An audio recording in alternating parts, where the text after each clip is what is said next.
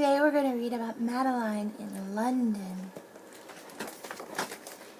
In an old house covered in vines lived two little girls. They left the house at 9:30. The smallest one was Madeline. In another old house that stood next door lived Pepito, the son of the Spanish ambassador. An ambassador doesn't have to pay rent, but he has to move to wherever he is sent. He took his family and his hat. They left for England, all but the cat. "I'm glad," said the cat. "There goes that bad hat. Let him annoy some other kitten at the embassy in Great Britain." The little girls all cried boo-hoo. "We'd like to go to London too." In London Pepito picked at his dinner. Soon he grew thin, and then he grew thinner. And when he began to look like a stick, his mamma said, "My, this poor boy is sick." I think Pepito is lonely for Madeline and all the little girls next door. His papa called Paris. "Hello, Miss Clavel. My poor little Pepito is not at all well. He misses you, and he's lonesome for Madeline and the little girls next door. May we request the pleasure of your company? There's plenty of room here at our embassy. Quick, darlings, pack your bags and we'll get out to the airport and catch the next jet. Yay!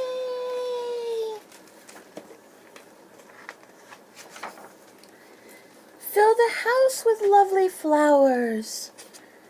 Fly our flag from the towers. For Pepito's birthday bake the most wonderful birthday cake. Place 12 beds in 2 straight lines. The last one here will be Madeline's."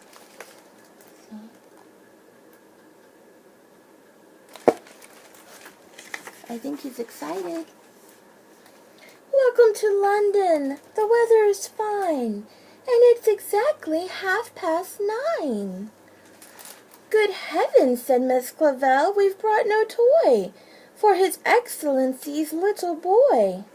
Said Madeline, "Everybody knows, of course, he always said he craved a horse." In their little purses and in Miss Clavel's bag, there wasn't enough money to have the meanest nag. Oh, they couldn't buy him a horse. But in London there's a place to get a retired horse to keep as a pet.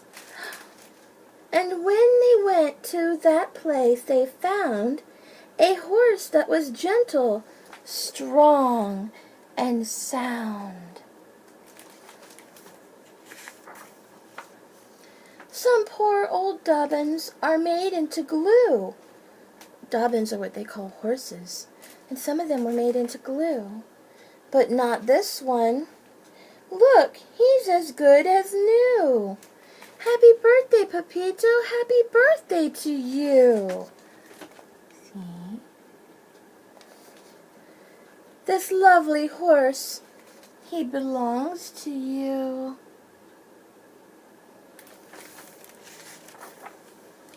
Just then, tara, tara, a trumpet blew.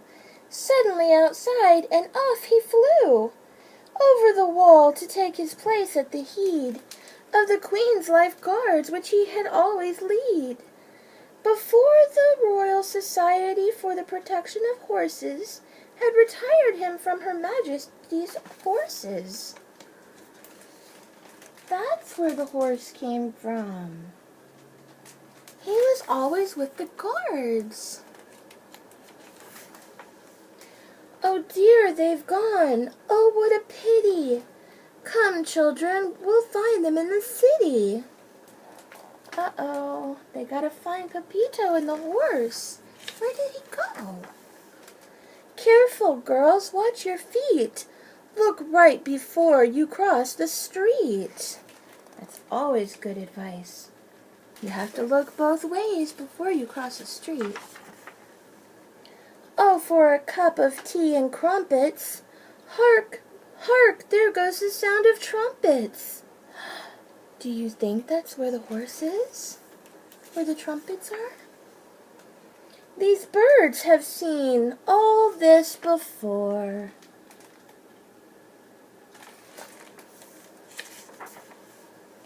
But they are glad of an encore. That means to see it, for it to happen again. That's what encore means.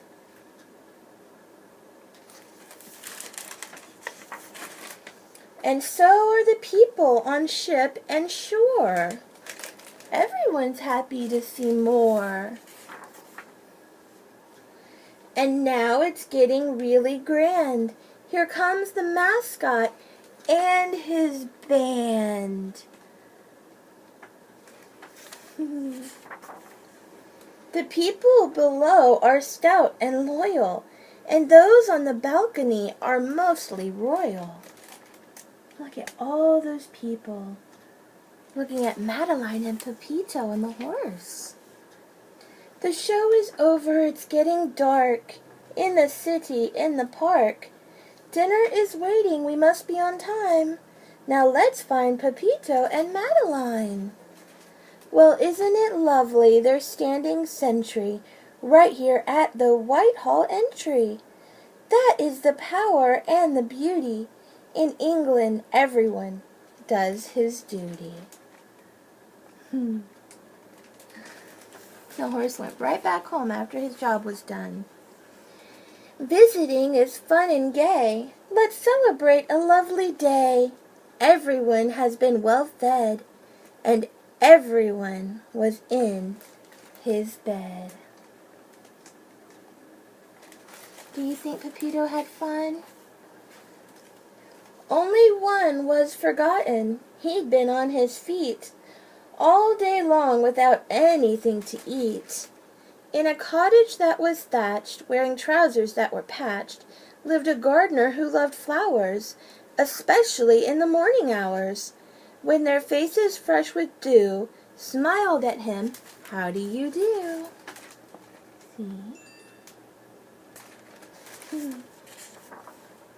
The gardener, who was never late, opened up the garden gate. The gardener dropped his garden hose. There wasn't a daisy or a rose. All my work and all my care, for naught, oh, this is hard to bear. The horsey ate all the flowers, everything the gardener did. Where's my celery, carrots, tomatoes, my beans and peas? And not an apple on my apple trees. Everybody had to cry. Not a single eye was dry. They were all sad. Oh, look who is lying there with his feet all up in the air. I feel his breath. He's not dead yet. Quick, Pepito, get the vet.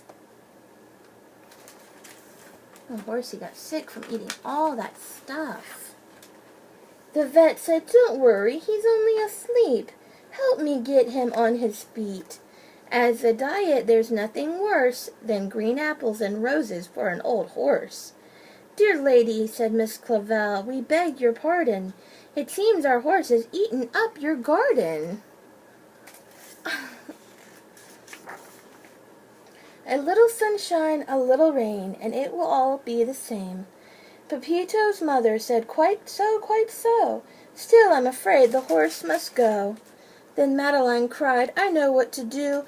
Pepito, let us take care of him for you." Now that was very nice. So he could visit the horse whenever he wanted, when he visited Madeline. I love you, baby girl. I hope you enjoyed your story. Mwah.